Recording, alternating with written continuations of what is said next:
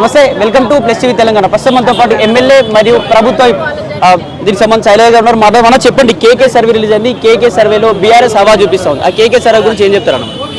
అది ఫామ్ హౌస్లో వండుకునే సర్వే, దొంగ సర్వే. వాళ్ళు సర్వేలు నమ్ముకున్నారు, మేము అభివృద్ధి నమ్ముకున్నాం. వాళ్ళు సర్వేలు నమ్ముకున్నారు, మేము అభివృద్ధి నమ్ముకున్నాం. ఇక్కడ జూబ్లీస్ ప్రజల ఆశీర్వాదం మా నవీన్ యాదవ్కు మెండుగా ఉన్నాయి. గత 20 నెలలుగా కాంగ్రెస్ పార్టీ అందించే సంక్షేమం అభివృద్ధి చూసి ఇలా మా మహిళలు పెద్దపీట వేస్తున్నారు. ఏ ఇంటికి పోయినా ఆరతి పడుతున్నారు. తిలకాలు దిద్ది మా స్థానికుడు, మా బిడ్డ నవీన్ యాదవ్ మాకు ఆపద కానీ సాపద కానీ పెళ్లి కానీ పేరెంటం కానీ ఇలా మా పెద్ద కొడుకుగా ఉన్నాడు. అలాంటి వ్యక్తికి మేము ఓటేస్తే, ముఖ్యంగా కాంగ్రెస్ పార్టీ అధికారం వచ్చిన తర్వాత గత 10 ఏళ్ళుగా రానటువంటి తెల్ల రేషన్ కార్డు వచ్చింది. ఇలా గొప్పలు తినే సన్న బియ్యాన్ని మేము తింటున్నాం. ఇది గౌరవ ముఖ్యమంత్రి చలవ కాబట్టి మేము రేవంత్ రెడ్డి గారికి జూబ్లీస్ భారీ మెజార్టీ ఇచ్చి కానుక ఇస్తాం. గత 10 ఏళ్ళుగా అధికారంలో ఉండి ధనిక రాష్ట్రంలో మా జూబ్లీస్ మొత్తం విస్మరించరు. ఇలా ప్రపంచవ్యాప్తంగా జూబ్లీస్ అంటే ధనికులు ఉండే ప్రాంతం అనుకుంటారు, కానీ ఇక్కడ 100% స్లమ్ ఏరియా. పేద ప్రజలకు కావాల్సింది సంక్షేమం, అభివృద్ధి. దాన్ని కోరుకుంటారు కాబట్టి గౌరవ ముఖ్యమంత్రి రేవంత్ రెడ్డి గారి నేతృత్వంలో ఇలా ఇక్కడ అభివృద్ధి జరుగుతుంది.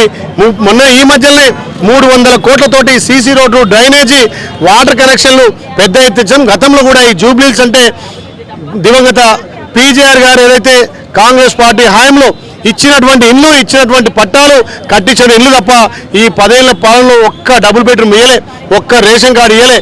కనీసం గెలిచిన ఎమ్మెల్యే ఎన్నడూ కూడా ఈ ప్రాంతంలో తిరగలే.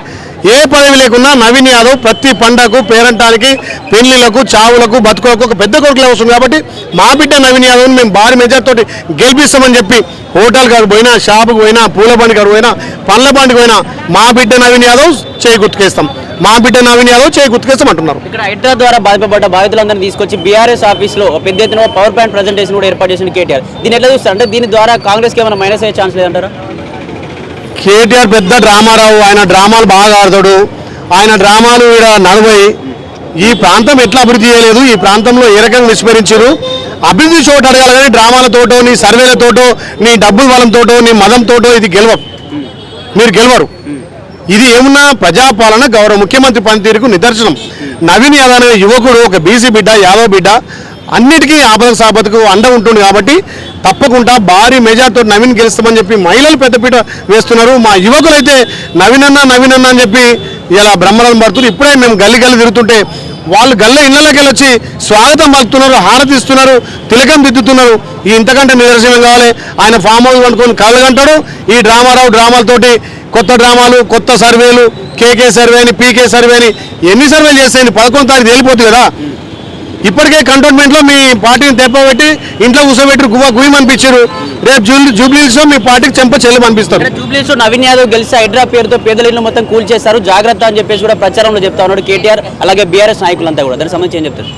హైడ్రా ఎక్కడ కూడా పేదోళ్ళ ఇల్లు కూర్చోలే, లోతట్టు ప్రాంతాలను కాపాడాలని. ఎవరైతే అక్రమంగా నాలను ఆక్రమించుకురో ఆక్రమదారులను తీసే తప్ప పేదల ఇల్లు ఎక్కడ కూర్చోలే. ఇలా మీరు గత 10 ఏళ్ళుగా మర్చిపోయినటువంటి సంక్షేమం, గతంలో కాంగ్రెస్ పార్టీ ఇల్లు ఇస్తే 70 ఇల్లు నాకు అధికారం ఇస్తే డబుల్ బెడ్రూమ్ అన్నావు. ఇలా డబుల్ బెడ్రూమ్ లేదు కదా, సింగిల్ బెడ్రూమ్ లేదు. మా పార్టీ కాంగ్రెస్ పార్టీ అధికారంలోకి వచ్చి రేవంత్ అన్న సమక్షంలో తెలంగాణ రాష్ట్ర వ్యాప్తంగా 4,50,000 ఇంధనం బిల్లు కడుతున్నాం. మేము కట్టేవాళ్ళం తప్ప కూల్చేవాళ్ళం కాదు. మీ డ్రామాలు బంద్ చేసుకొని, మీరు ఎన్ని డ్రామాలు ఆడినా తెలంగాణ ప్రజలు అర్థం చేసుకున్నారు. ముఖ్యంగా జూబ్లీస్ ప్రజలు అయితే ఇంకా మీ గురించి మొత్తం తెలుసుకున్నారు. కాబట్టి తప్పకుండా కాంగ్రెస్ పార్టీకి బ్రహ్మరథం పడతారు. మరో అంశం కూడా ప్రచారంలో తీసుకొస్తున్నారు బీఆర్ఎస్ వాళ్ళు. ఇక్కడ రౌడీని గెలిపిస్తే జైలులో ఉన్న రౌడీలంతా బయటకు వచ్చి వసూల దందా ఏర్పడుతుంది, జూబ్లీస్లో జాగ్రత్త ప్రజలని చెప్పేసి కూడా ప్రచారం చేస్తాం. దీనికి సంబంధించి ఏం చెప్తారు మరి కాంగ్రెస్? రౌడీల చరిత్ర టీఆర్ఎస్ది. టీఆర్ఎస్ ఉన్నాలో సార్ చూడండి, మొన్ననే సల్మాన్ ఖాన్ని చేర్చుకుంటూ కేటీఆర్ 32 కేసుల్లోని రౌడీ అంటారా? 32 కేసులు రౌడీ అంటారా? మా నవీన్ యాదవ్ సోషల్ వర్కరు, అందరికీ అందుబాటులో ఉన్న వ్యక్తిని రౌడీ అంటారా? అంటే మీరు ఒక రౌడీ అని చిత్రీకరించి పేరు చెప్పి ఓట్లాడుకోవాలనుకుంటున్నారా? మీ ముఖానికి 10 ఏళ్లలో ఏం అభివృద్ధి చేసామో అభివృద్ధి చోటడుగు. నవీన్ యాదవ్ యువకుడు, ఉత్సాహవంతుడు, ఆపదకు సాపదకు వెళ్ళే వ్యక్తి, ఒక బీసీ బిడ్డ. అంటే దురహంకారం. బీసీలకు రాజ్యాధికారం వద్దా? బీసీలు చట్టసభల్లో మాట్లాడద్దా? ఈ జూబ్లీస్ అభివృద్ధి గురించి ఎన్నడన్నా గత ఎమ్మెల్యే మాట్లాడిందా? అసెంబ్లీ ఎప్పుడన్నా గోపీనాథ్ మాట్లాడంగా చూసిరా?